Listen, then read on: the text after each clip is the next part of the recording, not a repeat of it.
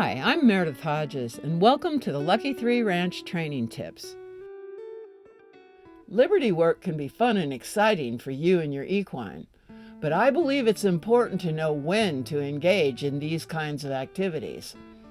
If you start your training process with liberty work, you allow the equine to move in his own imperfect posture, and this can end up reinforcing balance compromises in his body. Doing preparatory groundwork first will produce symmetrical development of the elements that support the skeleton. It will enhance self-carriage and produce a more ideal athletic movement. When they all have the same consistent and solid postural foundation, it is no problem to lunge multiple equines all at once. In any living creature, good posture is not something that is inborn. It is something that needs to be taught. This is why I start my equines with postural leading training in the hourglass pattern, tacked up in my postural restraint that I call the elbow pull. When they are ready, I add coordination to the improved postural balance with leading over obstacles. They learn to move their body correctly on the three-dimensional plane. I also ask my equines to do passive stretching exercises to further enhance their movement. While doing all these controlled exercises, they begin to build a bond with me and learn to respond appropriately to my body language, hand signals, and verbal commands. The bond gets stronger, and they become more willing to leave their equine friends and come with me, because they know they will be rewarded for their efforts, and because the exercises we are doing will make them feel much more comfortable in their body.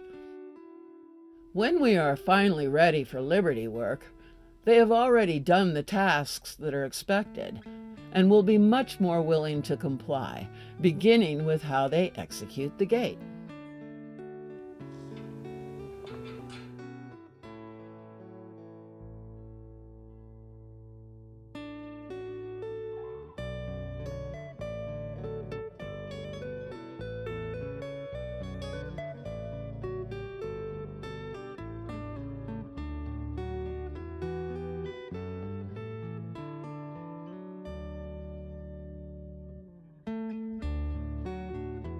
In the arena, I begin liberty work by asking them to stand still for grooming. When we are finally ready for liberty work, they have already done the tasks that are expected and will be more than willing to comply, beginning with how they execute the gait. Rewards are always in order for the task of standing still. Pausing to allow the equine to chew his reward prevents anxiety from anticipation of what is to come next. I practice small figure eights with the equine's head at my shoulder to reinforce his leading training. I do not force anything. If he wanders from my shoulder, I will sometimes just change sides, find my position with his head at my shoulder, and proceed as if nothing has happened. When the equine has done well through the figure eight pattern, I will ask for a halt, square up, and reward, then stand still while he's chewing.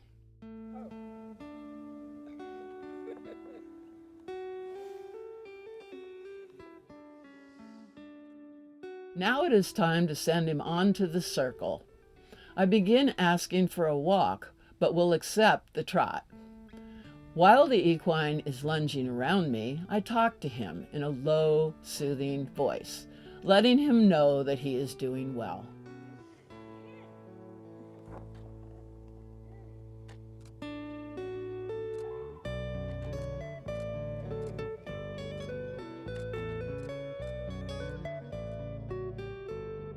I ask the equine to go one direction and then ask for a full halt and reward him before lunging in the opposite direction. I do liberty work with all my equines this way individually before lunging in groups. I will stop him at walk and trot to maintain his attention at first. Then I will send him back onto the circle for the canter with a halt and reward before changing directions.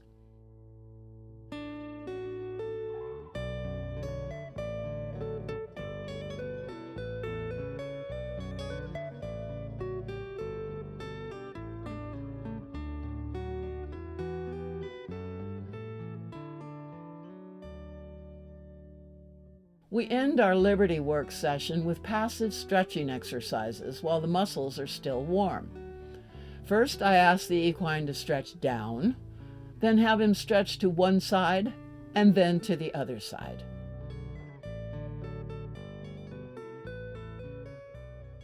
When Liberty Work is done after postural groundwork exercises, it helps in many ways.